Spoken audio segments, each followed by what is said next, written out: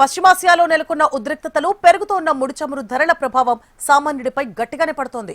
ఇవాటి నుంచి commercial LPG gas cylinder పై ₹195 పెంచుతూ ప్రభుత్వ రంగ చమురు సంస్థలు నిర్ణయం తీసుకున్నాయి. ఈ పెంపుతో ఢిల్లీలో 19 కిలోల కమర్షియల్ సిలిండర్ ధర ప్రస్తుతం ₹2078కు చేరింది. గత నెలలో ఇదే సిలిండర్ పై ₹115 పెంచారు. ఇక ఈ నెలలో దాదాపు మరో ₹100 పెరిగింది.